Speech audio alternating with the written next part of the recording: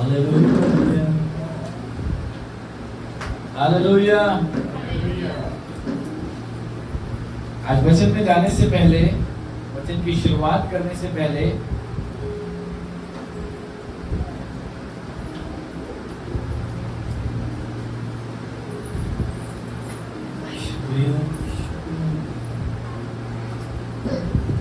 सब यहीं पर है। अपने माइंड का फोकस इतना यहाँ पर रखो कि आपके साथ में कौन बैठा है, क्या कर रहा है, क्या एक्टिविटीज हो रही है, आपको मालूम ही नहीं पड़े। और बाद में कोई ऐसा व्यक्ति या कोई भाई या बहन कोई पूछे, तूने देखा तेरे साइड में बच्चा रो रहा था, भाई का ध्यान नहीं था, वो फोन चला रहा था। बोले नहीं, मैं तो ध्यान ही वहां पर लगा था, मेरे तो ध्यान ही कलाम पर लगा हुआ था, परमेश्वर के वचन पर लगा हुआ था। इतना फोकस रखो इस साथ में बैठने वाला भी डिस्ट्रैक्ट ना कर रहा है। और जिस बहन ने पूछा समझ जाए कि उसका वचन में खाने का, वो बच्चे को देख रही। चलिए, लास्ट संडे कौन कौन आया था?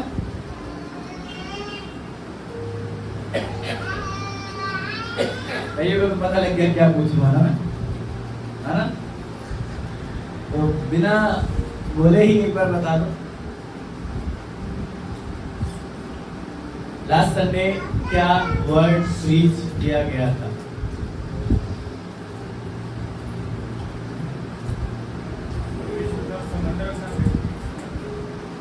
हाथ उठाइए, जिसको मालूम है हाथ उठाइए। आप दोनों मत बोलो। हाँ एक ने बोला ना तो सबको याद आ जाएगा।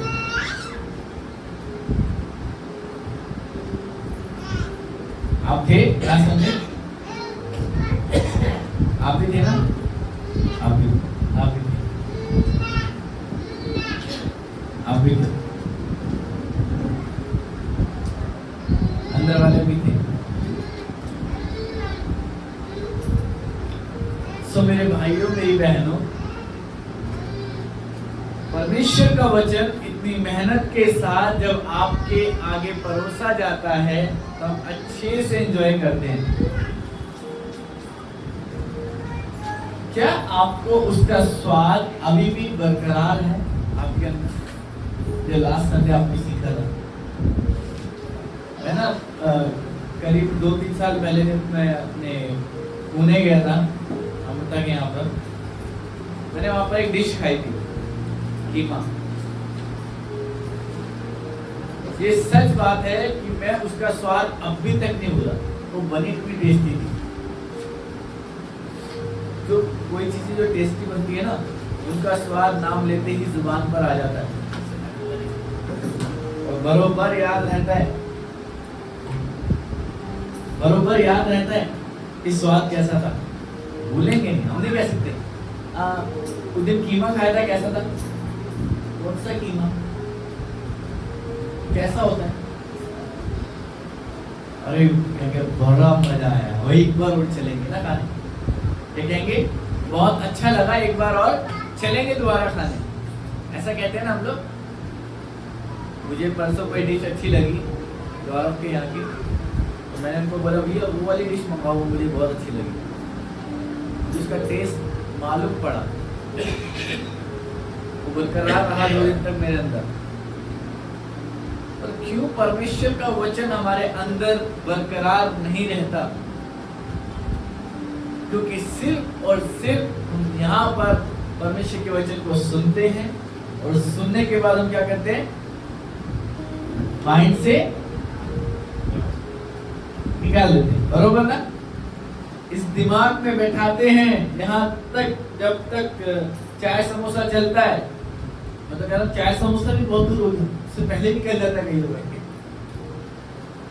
क्योंकि यहाँ पर बैठने के बाद भी मालूम पड़ता है बात करने के तरीके से आप इस फ्लो में बातें कर रहे हो। आपके मुख के द्वारा शब्द क्या बह रहे हैं, आपके शब्दों के पीछे स्पिरिट कौन सा काम कर रहा है, इधर ही पता लग जाता है, राइट? मैं ये एक बात सोच रहा था, मैंने प्रभु इतना खूबसूरत वचन आपने मुझे दिया है, बड़ी मेहनत लगी इसको रेडी करने में, तो फिर से ये अंदर जाए, फिर से एक हफ्ते बाद ये दुनिया डोल के आए, घूम के आए, ना याद रहे। पता है मेरा काम बीज बोना है, फलवंत करना किसका काम है? नहीं, फलवंत करना परमेश्वर का काम है। हमारा पता है क्या काम है? उस बीज की रखवाली करना। एक जगह लिखा है जब बीज बोए गए, रात अंधेरे में शत्रु आकर बीच में जंगली बीज बो गया। जब ध्यान नहीं था तो बीज जंगली वाला भी साथ में डाल दिया गया, और फिर क्या हुआ? दोनों एक साथ बढ़ने लगे। जब खेत के मालिक ने देखा, अरे ये तो जंगली और अच्छा बीज दोनों एक साथ बढ़ रहे, ऐसा कैसे चले? उसने कहा अभी इन दोनों को साथ बढ़ने, बाद में काट। पर खुदा के लोगों, जिस समय आप परमेश्वर के वचन पर ध्यान करते हो, मनन करते हो, मेडिटेशन करते हो, मॉर्निंग में डिवोशंस करते हो, जब आप पूरा दिन भर में उसको याद करते हो, उस पर ध्यान रखते हो कि परमेश्वर मुझसे कहना क्या चाहता है, परमेश्वर की इच्छा क्या है वाक्य में मेरे लिए, मालूम है हमें तब बरोबर याद रहता है। झूठ नहीं बोलना, उनसे गलत नहीं बोलना, व्यभिचार नहीं करना, आंखों से गलत नहीं देखना। क्यों ये सब चीजें क्यों याद रहती है? हमने इसको पढ़ा है। ये वो गहरे गहरे पाप हैं जिनसे हम बहुत बार मरने की कोशिश करते हैं। मालूम है, कई बार मैं आपको एक एग्जांपल देता हूँ। मैं बहुत बार जब स्कूटी चलाता हूँ, जाता हूँ मैं विकासपुरी साइड में, तो बहुत बड़े बड़े गड्ढे आते हैं। तो उन गड्ढों से ना फ्लाईओवर आने से पहले ही, अंडरपास आने से पहले ही मैं अपने मन में सोचता हूँ अब उस गड्ढे में नहीं गिरूँ। जिस गड्ढे में कल स्कूटी गई ना, बड़ी जोर की पूरे बदन में झटका लगा था, आज उसमें नहीं गिरा। मैं उससे निकलता हूँ, वो बड़ा गड्ढा पार, बड़े बड़े गड्ढे में बरोबर देख के चलाता हूँ। मालूम है छोटी सी लकीर, दरार भी कभी कभी बड़ा झटका दे देती। मैंने इस चीज का एक्सपीरियंस किया। कभी कभी छोटे गड्ढों में गिरने से भी तकलीफें होती हैं। जरूरी नहीं है कि आप मसीह जीवन में हैं तो आप बड़े गड्ढों में गिरेंगे तो ही आप समस्या आएगी आपके ऊपर, या तो ही परमेश्वर आपको छुड़ाएगा। आज के विश्वासी बड़े बड़े गड्ढों से बचते हैं, परंतु छोटे छोटे गड्ढों पर ध्यान भी नहीं देते। सही कह रहा हूं? है मेरे साथ सहमत आप लोग? बड़े बड़े गड्ढों पर बहुत ज्यादा ध्यान देते हैं, परंतु छोटे छोटे गड्ढे, फिसलन मालूम नहीं पड़ता। भैया समझाओ ना, छोटे गड्ढे बड़े गड्ढे क्या है? बड़े गुनाह छोटे गुनाह, बहुत सिन आस से, दोनों पाप सेम है। दोनों के पाप की मजदूरी जो है मृत्यु है, और दोनों के पाप अनुग्रह के द्वारा क्षमा हो सकते हैं। वैसे बड़े पाप जैसे आप हत्या नहीं कर रहे, आप चोरी नहीं कर रहे, आप डकैती नहीं डाल रहे, आपने व्यभिचार नहीं किया, आपने कुछ भी ऐसा मर्डर नहीं किया, क्योंकि बड़ी बड़ी सजाएं आपको मिली। पता है आपने कैसा कैसा गुनाह किया? फॉर एग्जाम्पल, मैं बड़े बड़े गुनाह करना मैंने बंद कर दिया। मैं नशा नहीं करता, मैं चोरी नहीं करता, मैं विचार नहीं करता, हम मर्डर नहीं करते। पर मैं बरोबर सनी भाई को जाके बोलता हूँ, नवीन भाई ना कितना भी समझाना समझता है। ये छोटे छोटे गड्ढे, छोटी छोटी लोमड़ियां, कौन करेगा इस वचन को पूरा? छोटी छोटी लोमड़ियां पूरी दाग की बारी को खराब कर देती। छोटे छोटे पाप। अंकल जैक मुनि ने एक बात कही, आप गुस्से के, आप गुस्से के गड्ढे से बाहर आने के बाद खुश मत हुइए, जश्न मत मनाइए। आपको मालूम नहीं है कि आप 100 फीट के गड्ढे से बाहर आए हैं और आपको एक ऐसे पाप ने घेर लिया है जो 1000 फीट का गड्ढा है, घमंड। या बाहर आ गया, अब मैं गुस्सा नहीं करता। अब कोई मुझे उल्टा बोलता मैं शांत रहता हूं। Check your behaviour, check yourself always. हमेशा अपने आप को जांचिए कि कहीं आप उस 100 फीट के गुस्से के गड्ढे से बाहर आने के बाद कहीं 1000 फीट के घमंड के गड्ढे में तो नहीं गिर गए। और आप जश्न मना रहे हैं, 100 फीट वाला पार कर लिया, है ना? कई बार क्या होता है, बराबर माइंड नेगेटिव थॉट्स आएंगी मन में और हम पता क्या करेंगे, वहां देखूंगा भी नहीं, देखूंगा भी नहीं। और आप सच में विजय, इधर ध्यान दीजिए, सच में आप विजय हासिल करते हो। ओ आप जश्न मनाते हो, मैंने नहीं देखा, ये मैंने नहीं देखा। यकीन कीजिए दूसरे तीसरे दिन आपकी निगाहें आपको लेकर के जाती, चल उधर ही चल, फिर आप देखोगे मस्त एंजॉय करोगे उस चीज को। एक बार एक भाई हमारे साथ जा रहा, उस भाई ने एक बहन को देखा, उसने कहा क्या कुड़ी है, पंजाबी में बोला क्या लड़की है। मैंने भाई ये क्या बोल रहे हैं, वो समझ गया। मैंने भैया ये पाप है। उसने पता अपने पाप को किस तरह से कवर किया, बहुत पुरानी बात है। उसने, आपको हंसी आएगी, उसने अपने पाप को इस तरह से कवर किया। उसने कहा मैं पाप थोड़ी ना कर रहा हूं, मैं तो परमेश्वर की सुंदरता की तारीफ कर रहा हूं। अरे पूरे तक को यही सुंदरता मिली है तारीफ करने के लिए, अपनी तारीफ कर। खुदा ने सृष्टि बनाई है उसकी तारीफ कर, खुदा ने तेरे अंदर सांसें दिया उसकी तारीफ कर। वो कहता है कि मैं तो इसकी खूबसूरती की तारीफ कर रहा हूं कि परमेश्वर की क्या खूबसूरती है। ओ कितने अच्छे से जानते हैं ना विश्वासी आजकल पाप को कवर करना क्या होता है। कई बार हमारी आंखें देखती नहीं है, क्या कंटिन्यू हम इसमें बने रह सकते हैं? क्या हम कंटिन्यू इस फेथ में, इस आशा में, इस वाचा में हम लोग बने रह सकते हैं कि मेरी आंखों से मैंने वाचा की है? अय्यूब के समान क्या आप कह सकते हैं कि मैंने अपनी आंखों से वाचा की है कि इन आंखों को सिर्फ परमेश्वर को दे।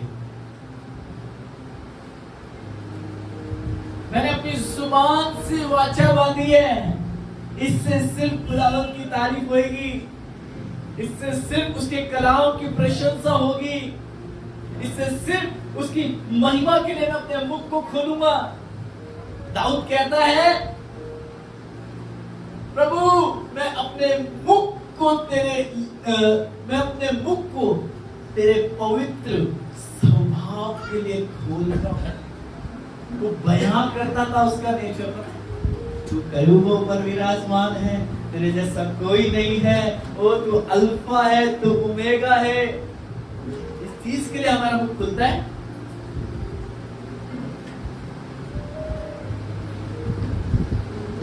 कोई कहेगा कि अगर हम blessing blessing blessing blessing blessing preach करते हैं, मुझे कोई प्रॉब्लम नहीं है उनके ब्लेसिंग प्रीच करने से, पर जो चीज आज परमेश्वर यहाँ पर बता रहा है, इसके बाद खुदा जिंदगी में ब्लेसिंग खुद दे देगा। आमीन। देगा कि नहीं देगा? मैंने महसूस किया है।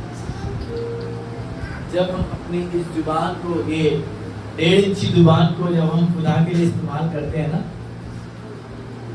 मैं सच बता रहा हूं, अंदर बाइबल बताती है मन में असत्य रोग लगा होता है, वो रोग मिटने लग जाता है।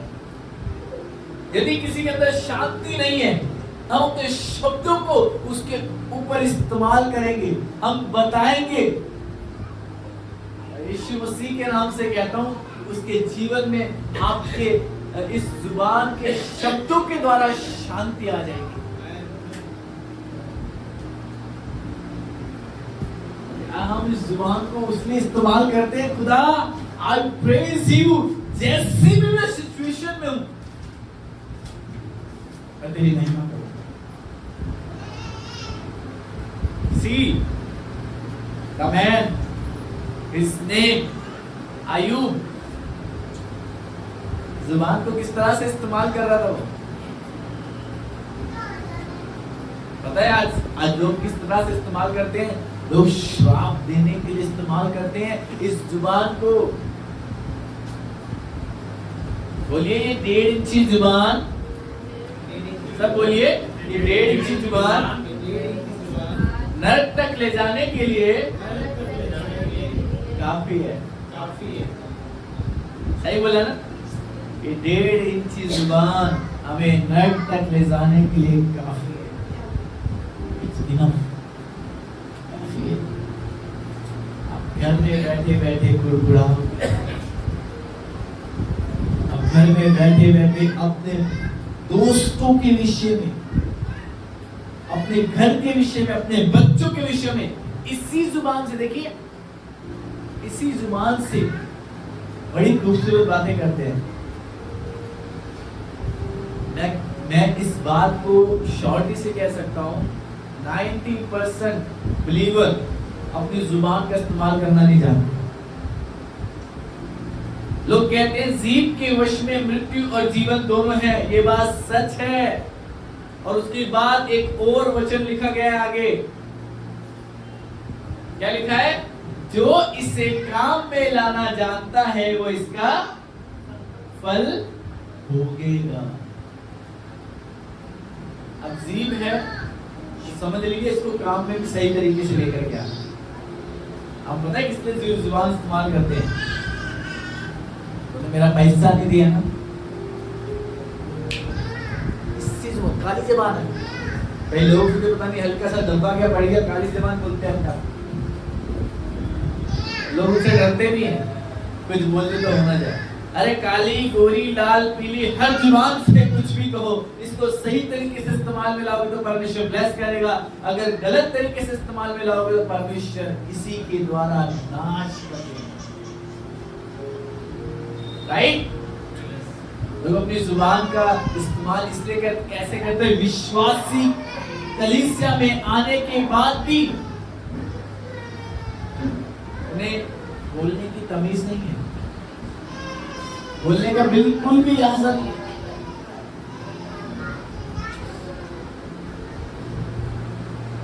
They call themselves Christians। तो भाई वे बहन अपने आप को मसीह बोलते हैं। यदि आप में से कोई ऐसा है, प्लीज अपनी जुबान को परमेश्वर के हाथों में सौंपें। इस जुबान सिर्फ हम उसकी महिमा करने के लिए नहीं देंगे, इस जुबान से श्राप देने के लिए नहीं है। बड़ा दुख लगता है जब विश्वासी इस जुबान का गलत तरीके से इस्तेमाल करते हैं। आई डोंट नो, ऑनेस्टली आप मेरी डायरी चेक कर सकते हैं। आज मेरा टॉपिक बिल्कुल भी जुबान के ऊपर नहीं।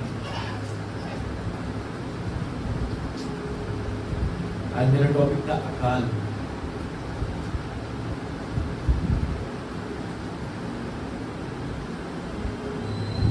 परमेश्वर यहाँ किसी के लिए कुछ कह रहा है। तो परमेश्वर यहाँ किसी के लिए कुछ कह रहा है। सुनिए, अपनी जुबान को सही तरीके से परमेश्वर के काम में लेकर के आइए। इस जुबान से यदि श्राप देते हैं तो वो भी लगेगा, यदि इस जुबान से दुआ करते समय आशीष देते तो 100% वो भी लगेगी। अब क्या करेंगे? इस जुबान के द्वारा कोसेंगे या आशीष देंगे? क्या करेंगे? आशीष देंगे। प्लीज इस जुबान के द्वारा लोगों को आशीर्वाद दीजिए। प्रार्थना करते समय लोगों के लिए अच्छे शब्दों का इस्तेमाल कीजिए। आप इसे काम में लाना सीख जाए। कईयों को नहीं आता। मैं देखता हूँ हमारे बीच में कई बार वर्ड ऑफ गॉड खत्म होने के बाद कभी कभी मजाक चालू हो जाता है। मजाक कहाँ से करते हैं? बिना जुबान चलाए मजाक हो जाएगा? बताइए, हो सकता है? कोई कहे कि मैं जुबान नहीं चलाऊंगा और मैं मजाक करूंगा, करके दिखाइए। आपकी लाइफ का, आपकी बॉडी का एक एक चीज खुदा के लिए इस्तेमाल कीजिए। जितना करना था ना विश्वास में आने से पहले, विश्वासी बनने से पहले हमने किया। नशा किया, गांजा पिया, सिगरेट फूकी, दारू पी, झूठ बोला, व्यभिचार किया, अस्तमैथुन किया, लड़कियों को गंदी निगाहों से देखा। अब नहीं, बिल्कुल नहीं। जब आप अपनी जिंदगी खुदा को देते हो, जब आप अपना जीवन परमेश्वर को देते हो कि खुदा मैं ये जिंदगी जो अब आगे तूने मुझे बख्शी है अब मैं तुझे दे देता हूं। I tell you in the name of Jesus, तो इस जिंदगी में आप 100 गुना बरकत पाएंगे, 100 गुना। कभी भी आपकी आंखें, आपका शरीर, आपका मन आपको भटकाए ना, एक बात ध्यान रखिए, ये खुदा का है, ये परमेश्वर का है, ये परमेश्वर का है। मुझे इसको गलत इस्तेमाल नहीं करना, मुझे इसे गलत तरीके से इस्तेमाल नहीं करना। हालेलुया। चलिए हम वर्ड शुरू करते हैं। कितने लोग ये बात जानते हैं, बाइबल में अकाल का जिक्र बहुत बार किया गया है ना? सब जानते हैं ना अपन? अकाल अकाल अकाल पड़ा, अकाल पड़ा, अकाल में बटोर लो। जिसने अपने अकाल के समय बटोरा और भरपूरी के समय बटोरा, और के अकाल के समय में बैठ कर खाएगा, है ना? ये पता है कौन से दिन है? इससे पहले कि अकाल शुरू हो, इतना बटोर लो, अब खुद भी खाओ और औरों को भी खिलाओ। I don't want to preach around this. मैं यहाँ पर अकेला खड़ा होकर प्रीच करना नहीं चाहता। कल मैं भारत भाई से भी यही बात कर रहा था।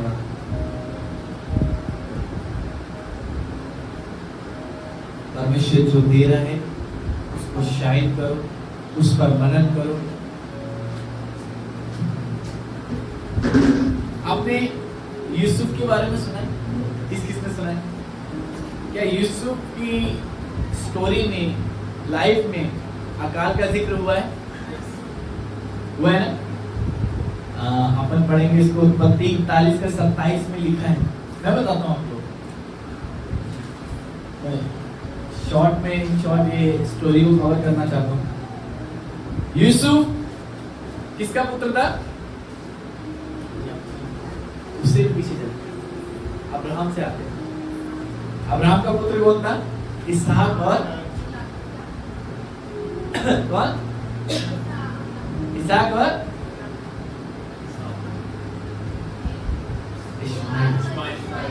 अब्राहम है। अब्राहम का कौन था? इसहाक और इश्माइल। इसहाक से दो पुत्रों ने जन्म लिया, जिसका नाम था याकूब और एसाव। उधर दोनों में झगड़ा हुआ माँ के गर्भ में आने से, हम सब ने स्टोरी सुनी है। फिर वो दाल के कटोरे के लिए उसने अपना हक बेच दिया, बड़प्पन बेच दिया, तो सारी आशीष धोखे से कौन ले गया? याकूब। कैसे ले गया? अपने पिता के, अपने भाई के कपड़े पहन कर आया, पिता ये लो मांस खाओ। और एसाव को धुंधला दिखता था, उसने सारी आशीर्वाद याकूब को दिया। याकूब चला गया और याकूब और एसाव वहां से बिछड़ गए। उसके बाद याकूब के 12 बेटे हुए। बोले कितने बेटे? 12 बेटे। पता है उसमें एक बेटी भी थी उसकी, शायद उसकी लिया से हुई थी, जिसका नाम था दीना। उसकी बेटी भी थी। याकूब के 12 बेटे थे, उन 12 में उसका एक प्रिय बेटा भी था, इसका क्या नाम था? यूसुफ। उसके लिए सब एक बराबर थे, पर होता है ना एक की टच होता है। यूसुफ उसका प्रिय था, यूसुफ परमेश्वर के साथ बना रहने वाला व्यक्ति था। पर आप देखेंगे यूसुफ को परमेश्वर सपन दर्शन दिखाता था ना। यूसुफ इतना उतावला व्यक्ति था अपन जैसा कि अगर परमेश्वर जरा सी कुछ बात करे ना, हम भाइयों के पास जाएंगे और बताएंगे मैंने दर्शन देखा, मैंने सपन देखा। उसने अपने भाइयों के पास गया, 11 भाइयों के पास गया और उसने बताया कि मैंने एक सपन देखा है। क्या देखा है? ये सारे हैं, हाँ, क्या सपना देखा था आपको यूसुफ ने?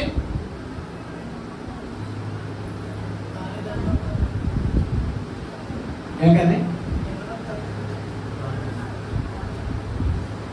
इस सब के सब उसके भाई जो है उसकी तरफ गड़बड़ कर रहे हैं।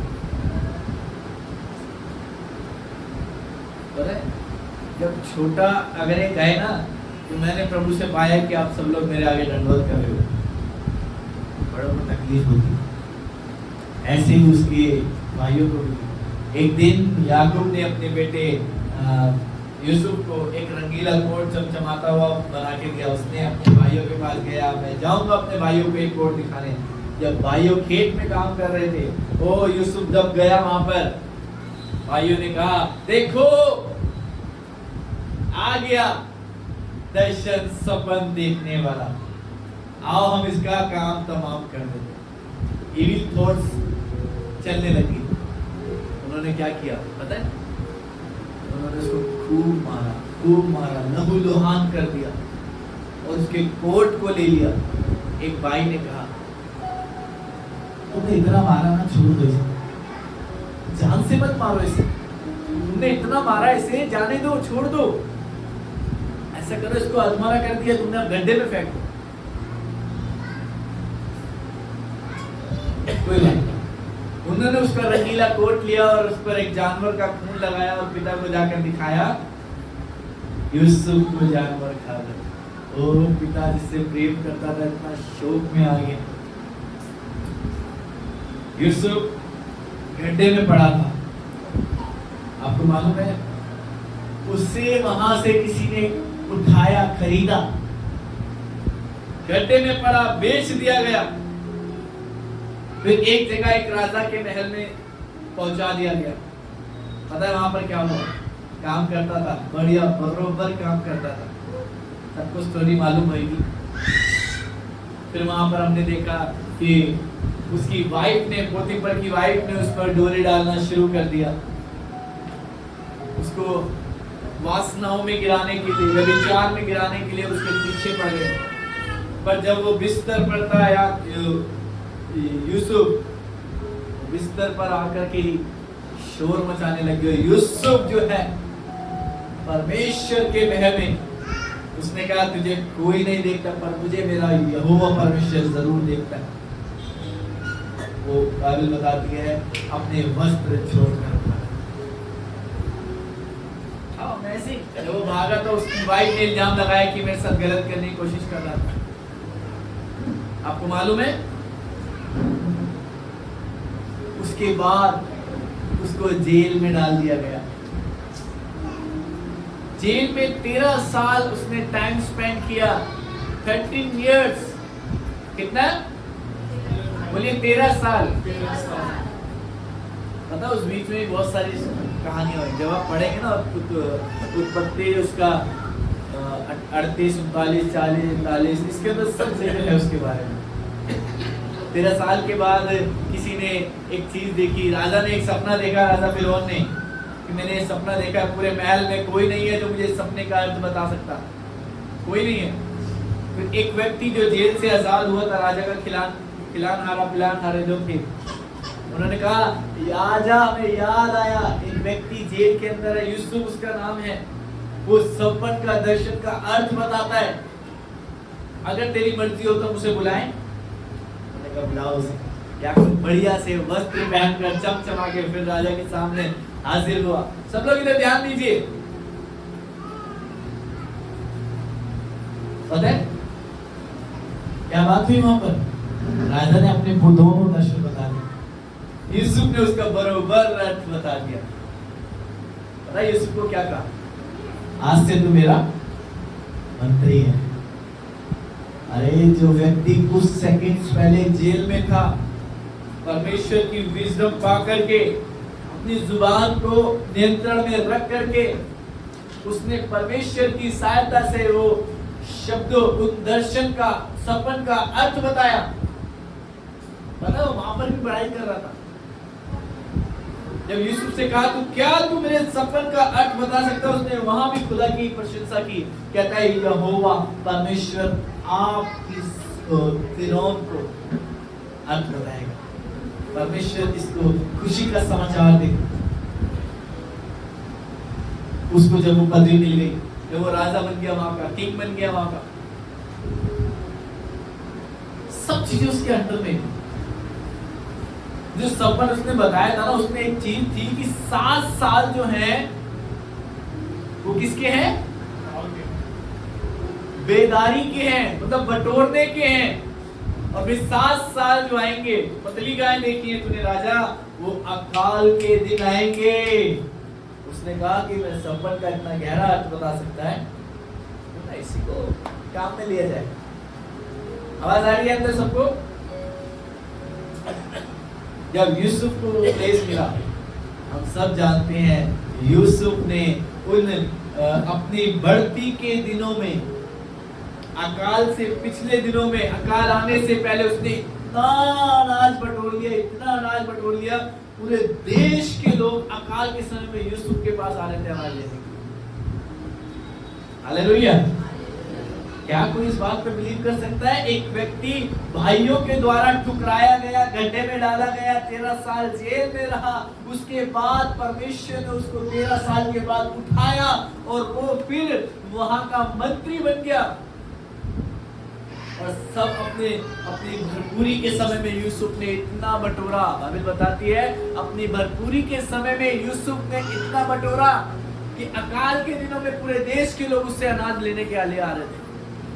पूरा देश उससे अनाज खरीदने के लिए आ रहा था। वैसा अकाल पृथ्वी पर था। अब वही एक बात बहुत अच्छी उसमें यूसुफ के भाई भी आए थे उससे अनाज लेने। स्टोरी को लंबा नहीं करो। यूसुफ ने अपने अकाल के समय में क्या किया था? बटोरा था। यूसुफ को कमी नहीं मिली। बाप ने एक रंगीला कोट दिया था, वो भी छीन लिया भाइयों। नंगा अधमरा गड्ढे में पड़ा, बेचा गया, फिर व्यभिचार का इल्जाम लगाया गया, फिर उसके बाद कई सालों तक वो जेल में रहा। मैं इसमें एक बात बताना चाहता हूं, परमेश्वर अकाल में यूसुफ का इस्तेमाल कर सकता है। क्या वो हमारी जिंदगी में कुछ नहीं कर सकता? हम पता क्या करते हैं? हल्की सी समस्या आई, रोना शुरू, हल्की सी तकलीफें आई, परमेश्वर को कोसना शुरू, हल्की सी समस्या आई, अपने भविष्य को कोसना शुरू। अरे जीव के वश में तो मृत्यु और जीवन है। हम क्यों इस बात को नहीं समझते? तकलीफें हैं। यीशु और बाइबल नहीं कहती कि तकलीफें नहीं आएंगी, समस्या नहीं आएंगी। वचन बताता है परेशानियां, आंधी तूफानों का आना तो तय है, पर वो सदा बनी नहीं रहेंगी। आप विश्वास योग्य बने रहिए, आपकी तकलीफें नहीं बनी रहेंगी। इधर सुनिए, आप परमेश्वर के संग, उसके कलाम के संग, उसकी संगति के संग विश्वास योग्य बने रहिए। परमेश्वर आपकी जिंदगी में दुख, तकलीफें, परेशानियां, पाप, चाहे वो कैसा भी प्रकार का पाप क्यों ना हो, परमेश्वर बना नहीं रहने देगा। आपको विश्वास योग्य बनना है। इस जुबान से आपको परमेश्वर की महिमा करनी है। हालेलुया। पहला राजा 17:14 में एक और अकाल आया, जब तिशबी एलिया को परमेश्वर ने कहीं भेजा विधवा के घर में। किस किस को मालूम है? अकाल के दिन थे वहां पे, अकाल था वहां पर। बाइबल बताती है वो विधवा के घर में गया, जब उसने कहा कि उस विधवा ने कहा, हे परमेश्वर के जन, मेरे पास कुछ नहीं है तुझे देने के लिए। उसने कहा मुझे कुछ खाने को दे। उसने कहा मेरे पास कुछ नहीं है, मेरे पास एक मुट्ठी आटा और कुप्पी भर तेल है, जिसको अभी मैं बनाऊंगी। पता क्या करती वो लेडीज, लकड़ियां बिन रही थी, अपनी मृत्यु का इंतजाम कर रही थी। बोलिए मृत्यु का इंतजाम। अब कहेंगे लकड़ी मिलकर खाना बनाएगी ना, कौन सा चिता बना के आग लगा लेंगे अपना, नहीं ना। आगे पढ़ेंगे ना, वहां लिखा है वो एक दो करके लकड़ियां बीन रही थी, इसलिए ताकि उस पर एक रोटी फुल्का बनाए और वो खाए, वो उसका बेटा, और कहती है हम खाएं और मर जाए। हमारे पास कुछ नहीं है सरकार के सामने, एक मुट्ठी भर आटा मैदा और कुप्पी भर तेल है। उसने कहा तुझे जो करना है तू करियो, पहले मुझे कुछ एक छोटा फुल्का बना करके दे। पता जब उसने एलिया को दिया, हम सब जानते हैं उसके घर के बर्तन कम पड़ गए, पर वो तेल खत्म नहीं हुआ। निकालिए पहला राजा 17 का 14, जल्दी निकालिए फटाफट। 13 पढ़ेंगे, 13 70-30। एलिया ने उससे कहा, मत डर, जाकर अपनी बात के अनुसार कर, परंतु पहले मेरे लिए एक छोटी सी रोटी बनाकर मेरे पास ले आ। फिर इसके बाद अपने और अपने बेटे के लिए बनाना। क्योंकि इस्राएल का परमेश्वर यहोवा यूं कहता है, क्योंकि इस्राएल का परमेश्वर यहोवा ये कहता है, सुनिए, कि जब तक यहोवा भूमि पर मेह ना बरसाए तब तक ना तो उस घड़े का मैदा समाप्त होगा, जब तक वो परमेश्वर पृथ्वी पर मेघ न बरसाए तब तक ये चमत्कार होता रहेगा। जब तक वो परमेश्वर अपनी वाचा के अनुसार आपको जो उसने कहा है वो ना करे, तब तक उसका काम आपके बीच में होता रहेगा। बढ़िया, आगे क्या लिखा भैया? और ना उस कुप्पी का तेल घटेगा। और क्या लिखा है? और ना तो उसका मैदा खत्म होगा और ना उस कुप्पी का तेल। ये कैसे हो सकता है? कुप्पी भर तेल कैसे समाप्त नहीं हो सकता? यूं डाला समाप्त हो गया। और एलिया पता है क्या कहता है? अपना नाम नहीं लेता।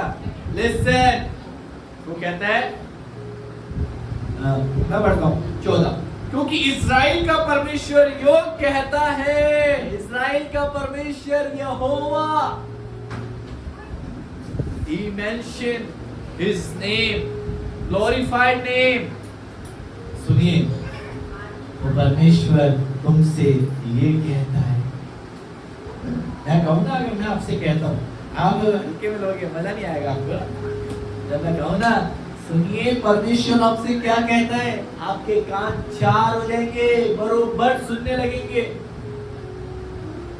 वो कहता है, सुन, इस्राएल का परमेश्वर यहोवा उससे यो कहता है कि जब तक यहोवा भूमि पर मेघ न बरसाए तब तक ना तो उस घड़े का मैदा समाप्त होगा और ना उस कुप्पी का तेल घटेगा। आमीन। ना मैदा समाप्त होगा ना तेल घटेगा। अब बताइए, अकाल के समय में यूसुफ को खुदा ने बटोरने के लिए इस्तेमाल किया, पर अकाल के समय में परमेश्वर ने तिशबी एलिया को किसी को देने के लिए इस्तेमाल किया। आइए एक जगह और देखते हैं। तो आप कहेंगे पुराने नियम में तो अकाल में ऐसे ही होता था, नए नियम से कुछ दिखाओ। Hallelujah, hallelujah. किसने उड़ाओ पुत्र का नाम सुना है? याद आ गया अकाल? आइए चलते हैं उसके बाद भी। लूका 15 उसका 14। पता है, ये लोग परमेश्वर के साथ विश्वास योग्य रहे, तब जाकर के परमेश्वर ने इनको अकाल में दृढ़ किया। पहला कौन? यूसुफ, जो परमेश्वर के प्रति ईमानदार और विश्वास योग्य रहा। दूसरा कौन? एलिया, और वो स्त्री, वो विधवा स्त्री, जिसने परमेश्वर के दास की बात उस अकाल के समय में सुनी। यदि कोई आपसे कहे ना फॉर एग्जाम्पल, यदि कोई आपसे कहे आपके पास क्या है, आप कहोगे ना कुछ भी नहीं है मेरे पास। आप कहोगे मुझे 10 रुपए है मेरे पास। अगर कोई आपसे कहे ना ला ये 10 मुझे दे दे, मुझे हम दे पाएंगे? लास्ट वही 10 रुपए।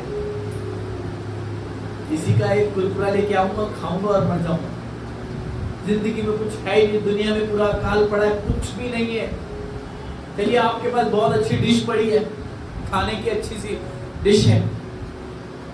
अगर कोई आपको कहे कि ये मुझे दे दे, और आपका मन था कि यार पूरी दुनिया में अकाल है, कहीं से कुछ नहीं मिलेगा, पैसा भी नहीं है, मैं सोच रहा था कि इसको खाऊं और मैं मर जाऊं, पर ये बंदा कहता है कि मुझे दे दे, क्या आप देंगे?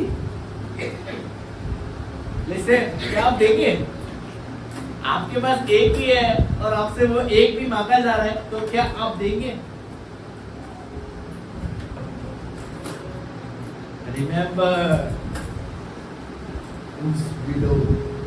उस विधवा स्त्री ने जो था उसको दे दिया। फिर पता है क्या कहा? अब सुन तेरे से यहोवा क्या कहता है, अब वो तेरा ख्याल रखे। अब तूने अपनी जिंदगी, अपना बच्चा, अपनी चीजें, अपना तेल, अपना मैदा खुदा को दिया है, अब परमेश्वर तेरी फिक्र करेगा। हालेलुया। आइए लूका 15:14 में क्या लिखा है?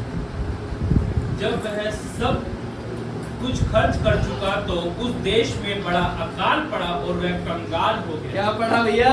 बड़ा अकाल। बड़ा अकाल, छोटा अकाल नहीं, अकाल पड़ा। उड़ाऊ पुत्र के बारे में कौन कौन जानता है? क्या हुआ था? एक बाप के 2 बेटे थे। चलिए दोबारा सुन लीजिए। एक बाप के 2 बेटे थे, एक बड़ा एक छोटा। बड़ा बेटा बहुत मेहनती था, वो खेत में काम करता था, वो बड़ी मेहनत करता था, पिता के साथ हाथ बढ़ाता, पर छोटा बेटा जो था ना, उसकी संगति अच्छी नहीं थी।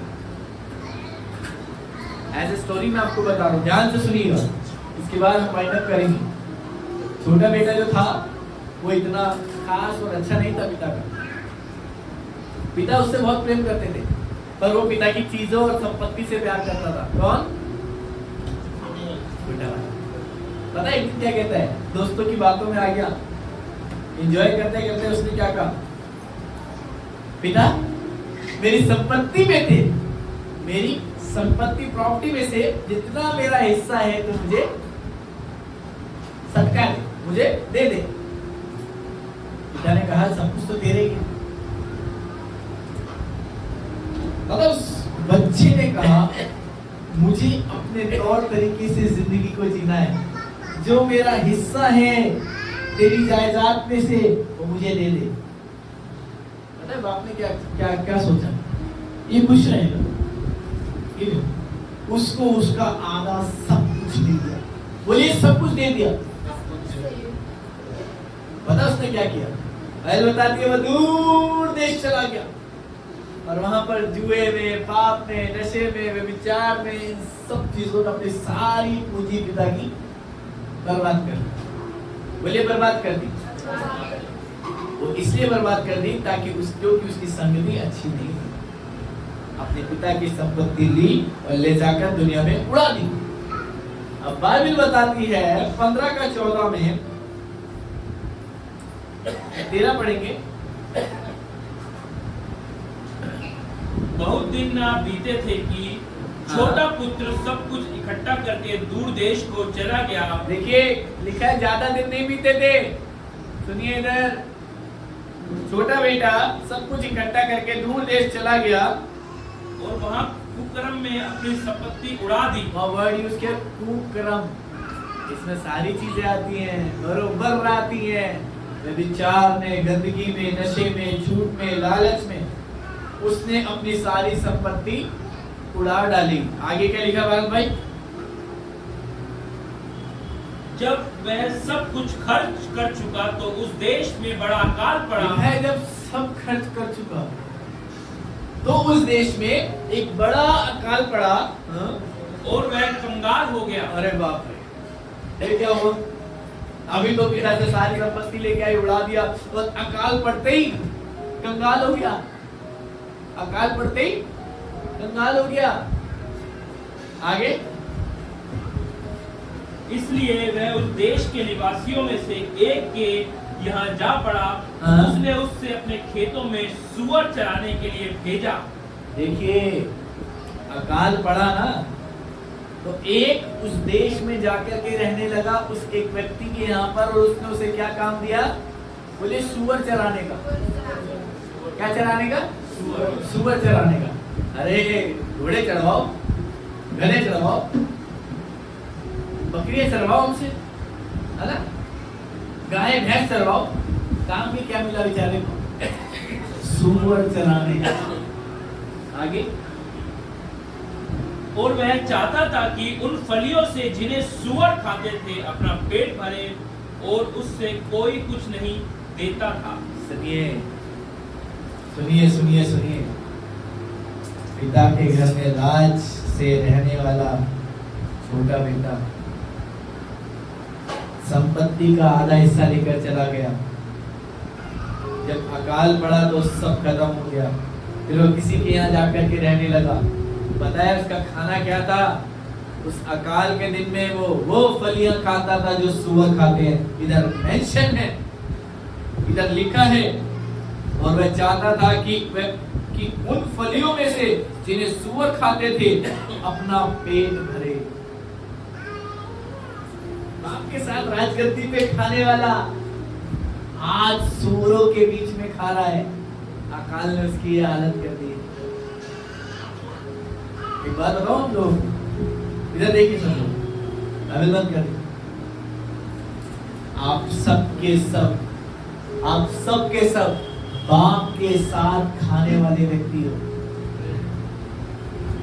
बाप के साथ शाही खाना खाने वाले व्यक्ति हो, पकवान खाने वाले व्यक्ति हो, उसके आनंद में आनंद करने वाले व्यक्ति हो। पर आप सूअर की बलियां सब खाते हैं। उसने कब खाई? जब उसने अपनी मर्जी को पूरा किया, जब उसने पिता की बात ना मानकर अपनी ही स्वार्थ, अपनी इच्छा कुकर्म में सारी पूंजी उड़ा दी, अपने ही लिए सोचा, अपने मन के मुताबिक सोचा, तब उसकी हालत ऐसी होगी। बाइबल बताती है कि वो सूअरों का झूठा खाना खाने लग गया, वही फलियों से वो अपना पेट भरने लग गया। हम भी इसी प्रकार होते हैं। हम कब सूअरों के खाने में मुंह मारते हैं पता है? जब हम अपनी मर्जी से चलते हैं। परमेश्वर नहीं चाहता कि हम वो खाना खाएं। क्या उस उड़ाऊ पुत्र का पिता कभी चाहता था कि वो वैसा खाना खाए? क्या वो चाहेगा कि वो मेरा बेटा सूअर चराए? उसके घर में नौकर चाकरों की भीड़ लगी पड़ी है और नौकर भी उससे अच्छा खाना खाते हैं। क्या वो चाहेगा कि वो सूअरों वाला खाना खाए? बिल्कुल नहीं चाहेगा। आज हम लोग जो परमेश्वर से दूर होकर अपना रास्ते को तैयार करते हैं, अपनी जुबान को नियंत्रण में नहीं रखते, अपनी आंखों को नियंत्रण में नहीं रखते, अपने विचारों को नियंत्रण में नहीं रखते, परमेश्वर के साथ संबंध नहीं रखते, अपनी जिंदगी में जैसा चाहते हैं वैसा जीते हैं, और अपने ही मुताबिक पूरी जिंदगी को जीने के बाद हम परमेश्वर से यह अपेक्षा करें कि उसके साथ बैठे। हम परमेश्वर से यह आशा रखें कि वो हमें अपने स्वर्गीय स्थानों में जगह देगा। नो नो नो मेरे भाइयों, मेरी बहनों, इस चीज को पूरे क्लियरिटी से समझ लो। जो उसकी इच्छा के अनुसार चलते हैं वो ही उसके पुत्र और पुत्री कहलाएंगे। चला रिपीट अगेन, जो उसकी इच्छा के अनुसार चलते हैं वो ही उसके पुत्र और पुत्री कहलाएंगे। समझ आ रहा है? हमारे लिए परमेश्वर एक स्थान, एक जगह, अच्छी वस्तुएं रखी हैं। हम अपनी मर्जी के मुताबिक जब काम को करते हैं तब हम उस गंदगी में जाते हैं, तब हम उस अकाल के समय में जाते हैं, तब हम समस्याओं में जाते हैं। पता है, आज अधिकतर विश्वासियों में समस्याएं, वो दुखी, वो परेशान, वो बीमारी में क्यों है? एक छोटा सा रीजन देना चाहूंगा। कई लोग विश्वासी होने के बाद तकलीफों में क्यों हैं? क्योंकि उन्होंने माफ नहीं किया, उन्होंने माफी नहीं दी। खुदा से पूरी अपेक्षा करते हैं कि प्रभु मैं जरा सी भी गलती करूं तो तुम मुझे माफ करियो, मेरा एक गुनाह मत रखियो। पर आपको पता है जब ये हम दुआ करते हैं, ये लिखा है हे हमारे बाप वाली प्रार्थना, इसमें ऐसा करके एक वर्ड यूज हुआ है, जिस तरह मैं अपने अपराधियों को क्षमा करूं उसी तरह तुम मेरे भी करिए। अगर मैं उनका 90 करूं तो भी तुम मेरा 90% करियो। अगर मैं उनका 60 करूं, 40 अपने अंदर रखे रखूं, तो खुदा तू भी उनका 60, तू भी मेरा 60% माफ करियो, पर 40 अपने पास है। क्या आप चाहेंगे ऐसा? हम खुदा से उम्मीद करते हैं खुदा एक भी गलती न रहे, परमेश्वर पूरा माफ कर हमें। हम क्यों नहीं करते पूरा माफ? हम क्यों अपने मन में बैर उत्पन्न करे बैठे हैं? हमें क्यों इतनी जेलस है, नफरत है, कड़वाहट है? माफ कर दिया है, मैंने प्रभु माफ कर दिया है, पास्टर जी मैंने माफ कर दिया है, पर मुझसे बोलना मत कि मैं इससे बात करूं। ये कैसी माफी है? ये कैसी माफी है? पता है उसके राज्य के लोग और वारिस वही लोग होंगे जो उसके अनुसार चलेंगे, जो उसकी इच्छा उसकी मर्जी के अनुसार चलेंगे। उड़ाऊ पुत्र, पता उसने आते के साथ ही पहला काम क्या किया? उसने मन में सोचा मेरे पिता के घर में तो नौकर जाकर भी मुझसे अच्छा खाना खाते, अब मैं ऐसा करता हूं अपने पिता की बात जाकर के ना नौकर की तरह रह लूंगा। उसके ये विचार थे, उसके ये विचार थे कि मैं पिता के घर में जाकर के नौकर के समान रह लूंगा। और मैं भूल गया था कि वो अभी भी वारिस है, गलती उससे हुई है, पर खुदा ने माफ कर दिया उसको। पता है भाइयों बहनों, उसने आते ही पिता के चरणों में गिरा और कहा मैंने स्वर्ग के और तेरी दृष्टि में पाप किया है। मतलब वो परमेश्वर का ज्ञान रखता था। दिखाता हूं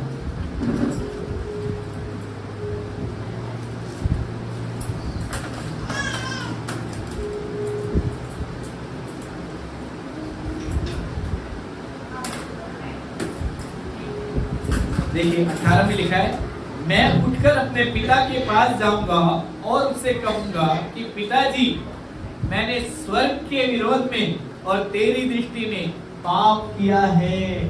तीनों वो शरीयत को जानता था, कलाम को जानता था। वो कहता है खुदा मैंने तेरे विरोध में गुनाह किया, मैंने तेरे विरोध में गलती की है।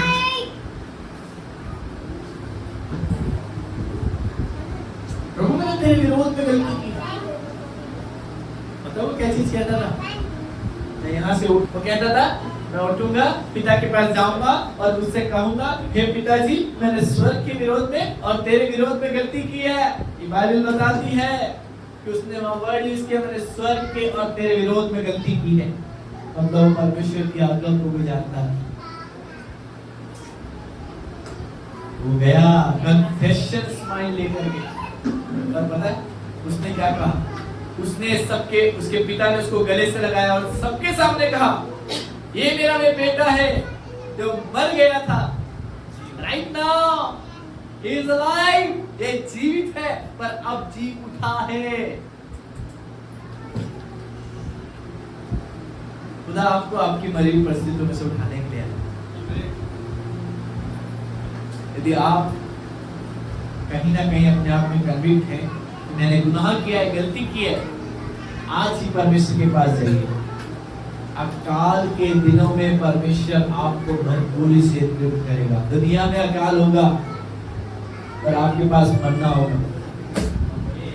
पता है एक चीज बताऊं ना, आज मोस्टली कलीसिया के आप प्रीचिंग सुन लो,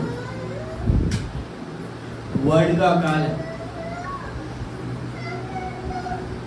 खुदा हमारे को मन्ना की तरह है। अकाल के समय में भी अपने लोगों को तृप्त करेगा। अकाल के समय में भी वो उनकी स्तुति लेगा। आइए सब लोग खड़े हो जाए, सब लोग खड़े हो जाए।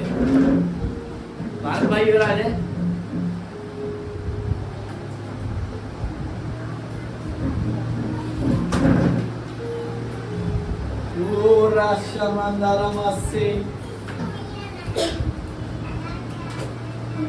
वो परमेश्वर मुझे अकाल के समय में तृप्त करेगा, वो मेरी सुधि लेगा, मैं उसके संग रहूंगा सर्वदा।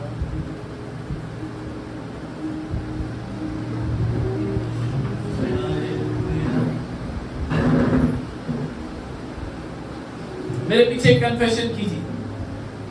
मैं, मेरे पीछे पीछे कहिए सब लोग, बोलिए मैं आज से अपने अकाल के दिनों के लिए खूब बटोरूंगा, इतना बटोरूंगा कि मैं तृप्त हो जाऊं, कि मैं भरपूरी में रहूं, औरों को दे सकूं। मैं अपनी जिंदगी में परमेश्वर के लिए जीऊंगा। मैं अपने खाली जीवन को परमेश्वर को दूंगा। वो मुझे से भर देगा, वो मुझे से पवित्र आत्मा से भर देगा।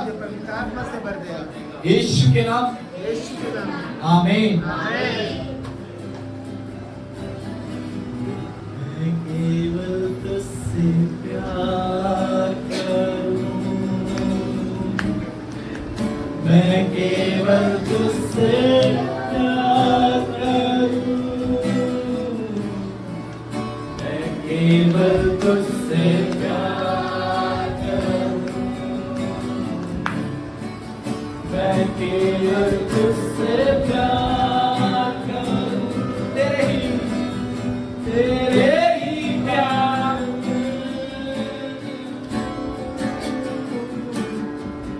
तेरी महिमा मैं गाऊं,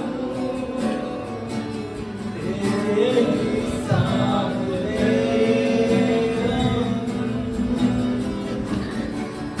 और पीछे ना हटूं, और पीछे ना हटूं, और पीछे ना हटूं, और पीछे ना हटूं, और पीछे ना हटूं। मेरे अकाल में तू मेरे साथ रहेगा, भरपूरी के समय में मुझे खिलाएगा, भरपूरी के दिनों में मैं बटोरूंगा। महिमा में तेरे ही सामने और पीछे ना हटूं, और पीछे ना हटूं, और पीछे ना हटूं। सहारा मेरा तू ही है, सहारा मेरा तू ही है। हर एक कहे सहारा मेरा तू ही है, सहारा मेरा तू ही है। मैं तेरी राहों पर चल पाऊं, मेरे खुदा।